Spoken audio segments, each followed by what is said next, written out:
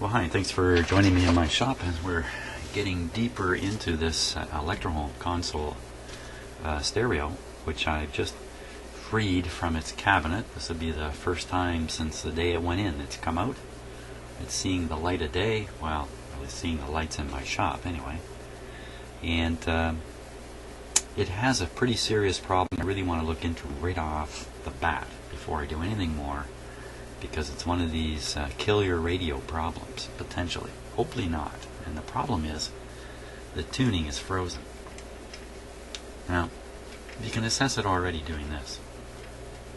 Okay, so you can see the pointers moving a little bit. So we know the restriction is not occurring in the knob, in the string where it attaches to these pointers. The restriction is somewhere else, and of course the most scary spot is the tuning capacitor itself. Often the shaft that you're trying to rotate becomes fixed in its bushing because of corrosion and other matters. Let me turn this around here like this. Okay, so we can get a look at the tuning shaft. Now I have to admit I already wiggled this, so this won't be news to me, but the question is this turning? I'll turn the control again. I can see ever so slight motion in this, but it's my imagination. This wheel is not moving at all. So now I tried turning it by hand.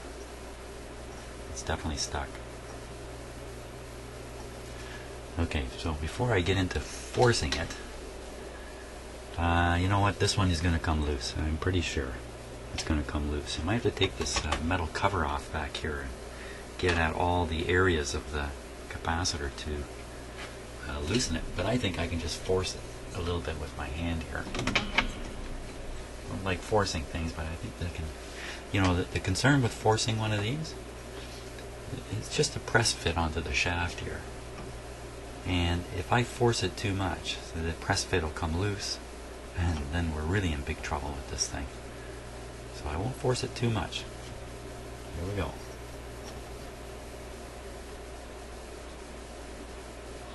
Yeah, see, there's a bit of movement in it. I think it's being restricted by the string now. You can get both things going here. There we go.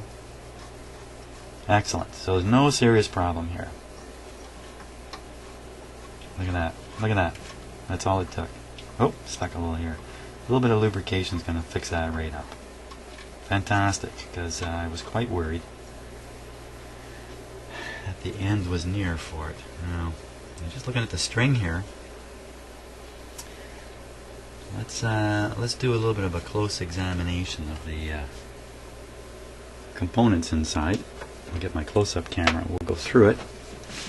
See if we see anything funny. I don't expect to, because I did play it upstairs before taking it apart, and there was one thing I noticed. It seemed like the right channel was very weak. I wasn't too impressed with what I heard coming out of the left either, but I couldn't tune the radio, and there's no needle in the turntable, so there's no way to get a good signal when I was up there. Now I've got this loose. Gee, I feel like running up and plugging it all back in, but I'm not going to do that. Let's do that inspection process here, and we'll just go through and see if we can see anything, because sometimes just in the close inspection lots of stuff shows up. Okay, so we're going to start right with the tuning capacitor again. And I'm going to adjust my focus here. Please bear with me a moment while I make that happen here.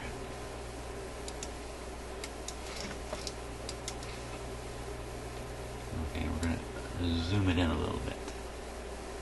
There we go. Get a really good close-up here. Of course, there's the tensioning spring on the string, and there's that press fit center part. Now, we just want to see the condition of the string where it's exposed here. And there's some strands kind of loose in here. That could just be dust. I think it's just dust. Yeah. We can't see much of the strength. Most of it is up in the front here. What we can see looks pretty good. Okay, so we'll come along the top here. Let's see. Well, there's the different screws for putting in the antenna and the ground. There's that A and G that looked like they were wired backwards upstairs. But I'm not going to bank on that. I'm probably just confused. And here's a bunch of inputs here. Got the usual white corrosion on them. Okay, let's go down inside this guy. Where's the power supply? Well, probably in the somewhere near this gigantic capacitor here. A little bit of writing down there. No one's read that for 50 years. Ooh, look at the transistor. I'm not sure what year this is. I'm going to guess it's, I don't know, late 60s, I think. Maybe mid-60s even. Just from, I think it's probably late 60s. Because it's got transistors in it.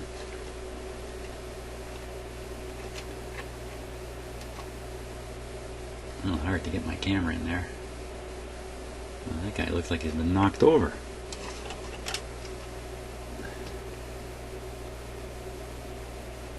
Whoa! Pretty close to having some lead shorted there. I'm not going to touch it. Just a bit of a curiosity. Here's a bunch of electrolytic capacitors. There's probably lots of them in here. All over the place. But again, I believe it's working. I don't know why I believe that, frankly. I'm hoping it's working, so I'm not about to jump in and start changing all these parts. These don't look that old, this part. And these capacitors don't look that old. Maybe this is from the early, very late 60s, early 70s. You know what, it could even be later than that. Yeah, I don't think this is as old as I might have thought. Some kind of adjustment there.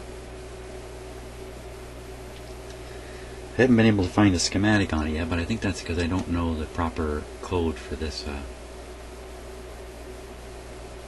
can't get the camera right down in there. But I don't see anything unusual anyway. Come on out of there. A pile of switches here. There's the controls, tone and volume and stuff like that. They probably need a little cleaning. Well, everything looks pretty good in here. Here's a high wattage resistor. Uh-oh. Uh-oh. Camera freeze. Darn. Okay, gotta reboot the whole schmozzle here to keep going. Darn, darn, darn. Okay, so I've just got my computer running again. Now, the next thing to take a look at here, especially considering what this sounded like upstairs, one channel not working so well, are these output transistors. You see 4 of them here. 2 of them are taped over. 2 of them are not. Why would that be? Why would somebody put tape on these and not on these? Now normally, or commonly, these things, the case is part of the contact of the transistor. It's one of the terminals, more or less. And the transistor is isolated from the chassis with a little bit of a thin insulating sheet in there. It looks like mica, or it's probably just plastic. Hard to see when you look at it like this. So this should not be shorted to the chassis. Let's see if I'm telling the truth here.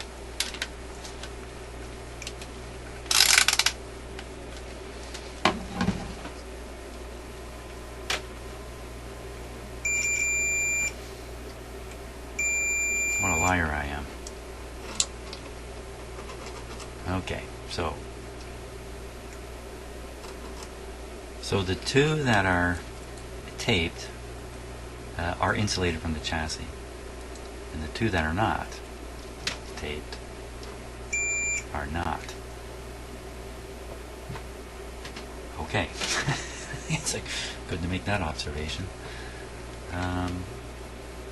My guess is these are the original transistors. So what we'll do now is we'll test the transistor, and you know, I'm a tube guy. I'm not Mr. Transistor here, but it's pretty easy with a multimeter with a diode checker. I've got a diode checking setting to test these as if they're diodes, more or less.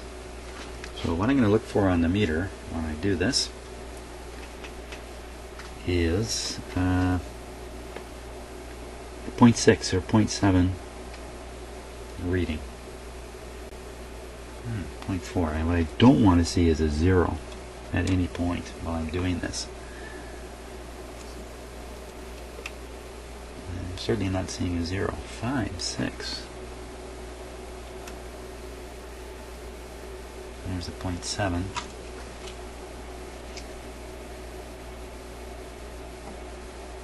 This will quickly identify if there's a failure in one of these output transistors, which is a very common thing. It's a very, very common thing. And you know, it's basically because they run hot. Anything hot. I'm going to put my meter back here where I can see it too.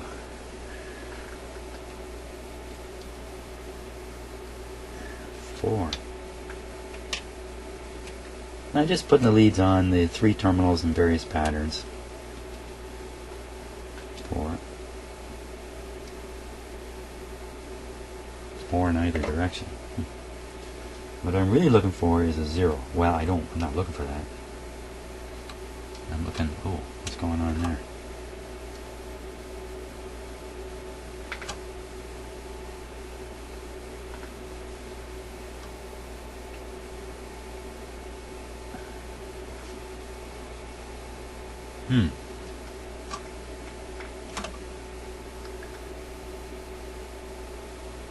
I imagine these are just silicon. Okay, there's something funny going on with this one. I'm not getting a short circuit, but I seem to be getting an open circuit. No, there we go. Oh, what's going on? Can't keep up with my own readings here.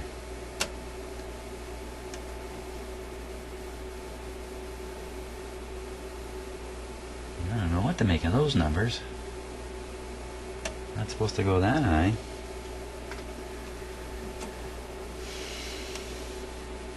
The last one here is hidden away a little bit.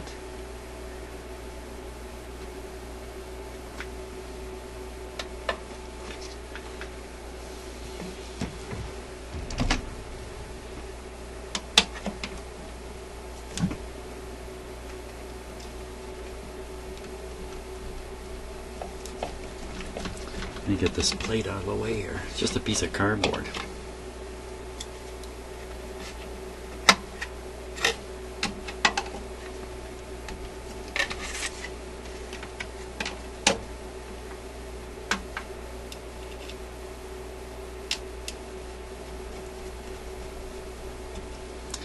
And now we can get at the back of that transistor just a little better.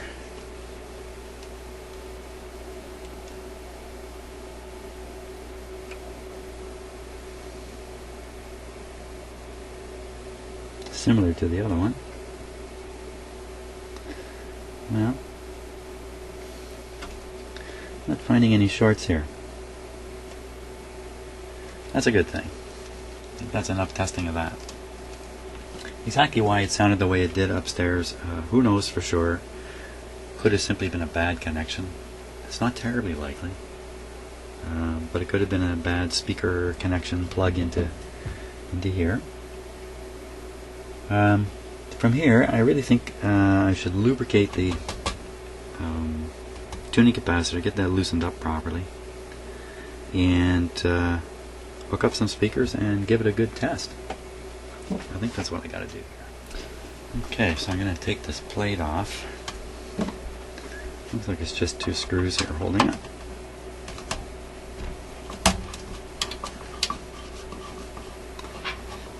Usually a metal shielding plate is secured with lots of screws to make absolutely the best connections, so you don't get some weird effects. There we go.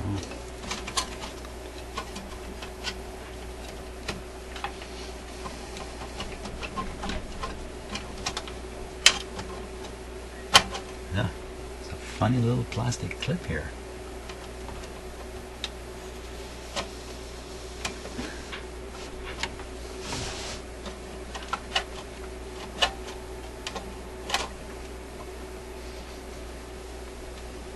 I gotta squeeze it a bit.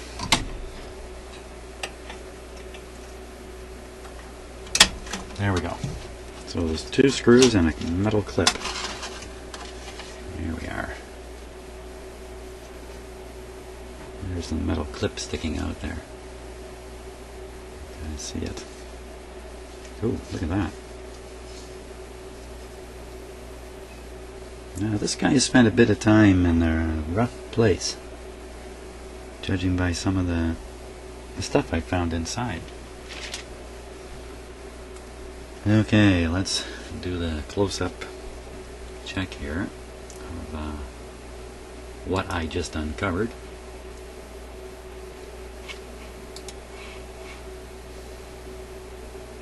Just bear with me for 1 second.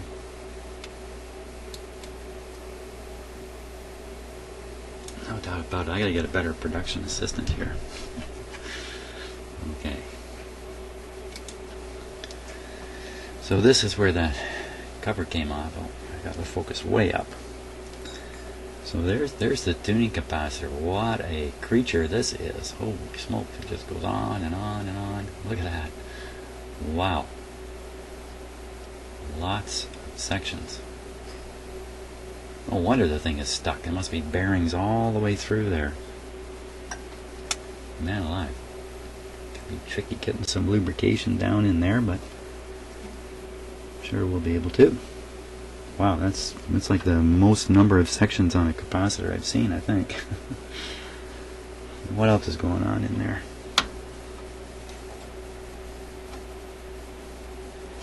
Let me refocus here a little bit, because I've just got it focused a bit too close. There we go. And of course, this is all the FM tuning stuff. I wouldn't expect to find anything surprising in here at all. Especially it's inside of a metal can. It's pretty protected from everything. So, okay, that's pretty good. I think that's what I got to do. Kind of lubricate that guy. Okay, so I think what I'm going to lubricate this with is a little bit of WD-40. Pretty good all around, use it for everything type stuff.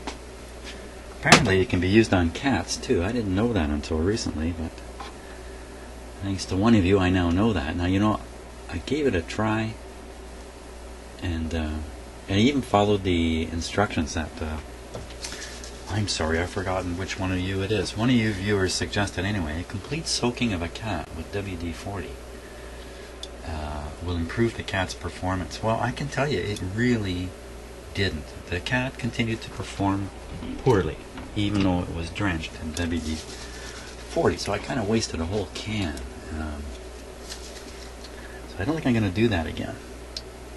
Although, you know, I got my eye on one of the neighbor's dogs. That might be a good try there. Now, where would this thing be binding up?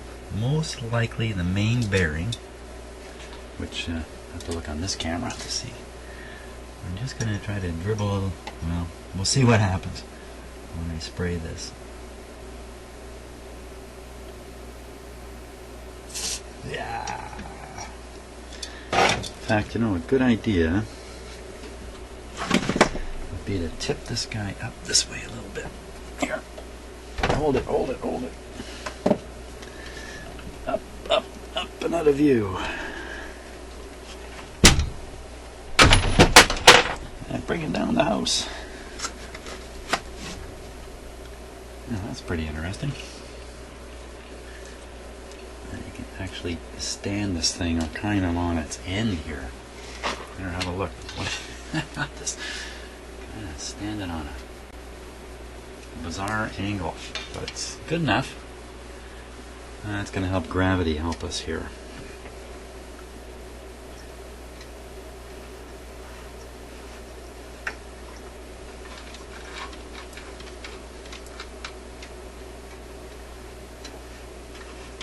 And I'm watching the pointer up above here to see when I get to the end of the travel. That's about the end there.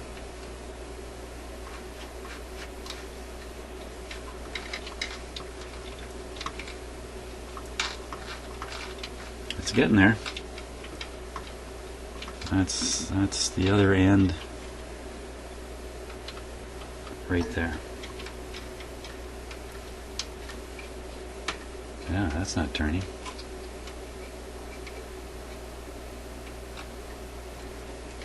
This one's not turning.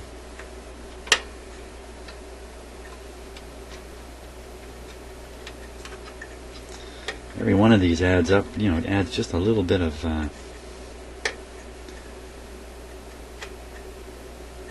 friction onto the whole system. So we need each one of these to be loose. This one's really quite stuck. Now, without getting any of this onto the string,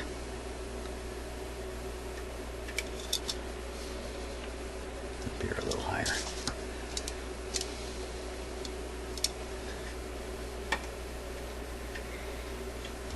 Spraying it's not the best idea.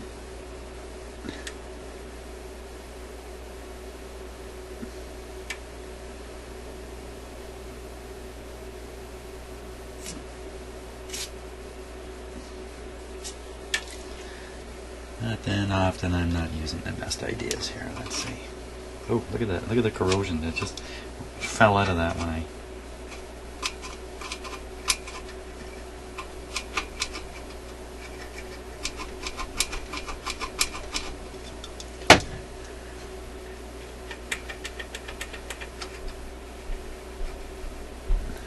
Okay.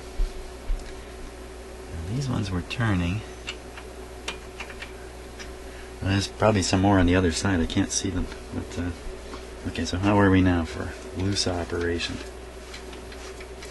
Getting better all the time.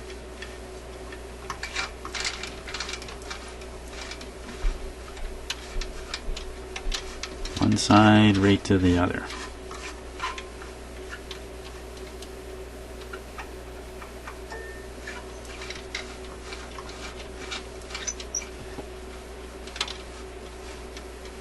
This pulley's not turning here.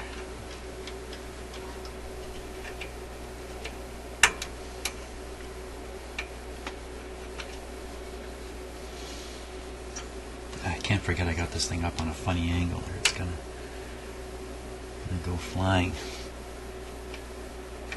So I'm just trying to abrade off anything that might be on the shaft in there.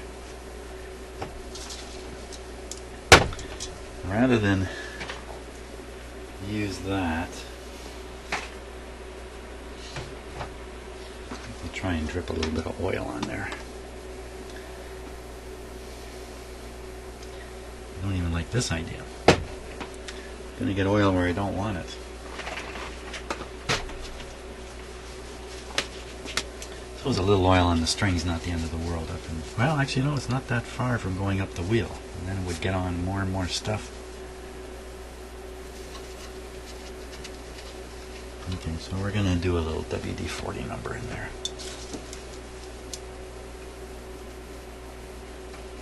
WD-40 claims to have some anti-corrosion properties. I don't know what they are exactly. Oil itself is anti-corrosive.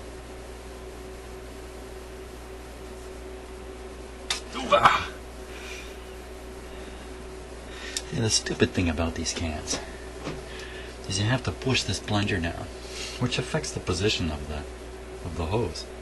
So I mean, if you're doing this, it doesn't matter, right?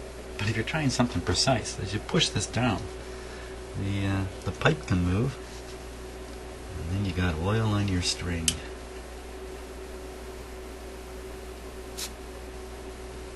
Also, it often blasts just gas out without any of the magic elixir coming with it. Okay, so I'm going to put a little on that one too. Now these are riveted posts that these wheels are turning on, so you can't remove them.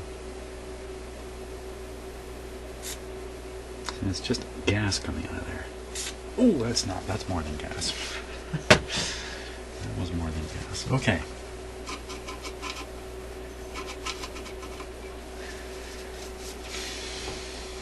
Okay, that one's turning, this one's turning, that one's turning, this one's turning. They're all turning.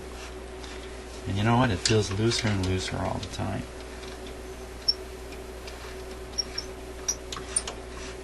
So I think I'm going to leave the main capacitor alone at this point. I think I'm kind of getting the sources of the restriction. I mean, the main one was the shaft itself, but now that it's loosened up a bit, and I did put some WD-40 in behind here, so I think we're okay on that. Certainly okay for now. No doubt about that. So let's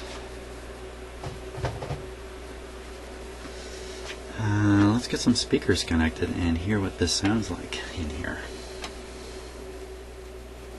Okay, well, it's a great idea to hook up some speakers. It's just this connector contains the speaker leads. These wires, some of them are speaker wires. Any idea which one? I got no clue here.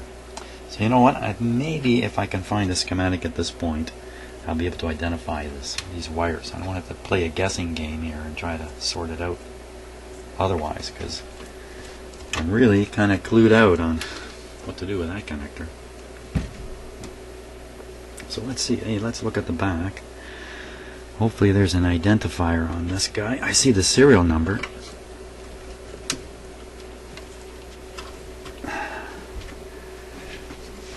Wow. There we are. There it is. It's in here.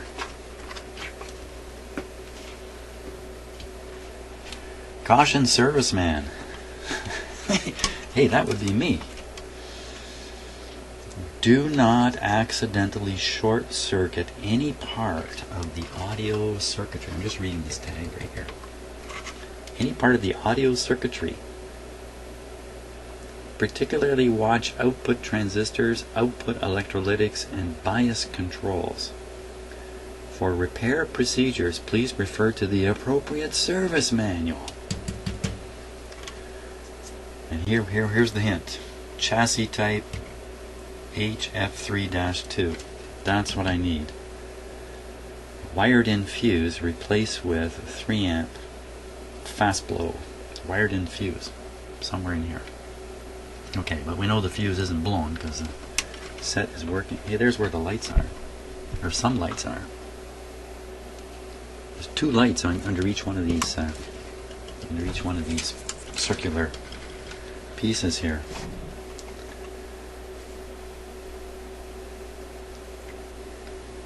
Okay, well, I'm going to go hunt for the schematic before I do any more.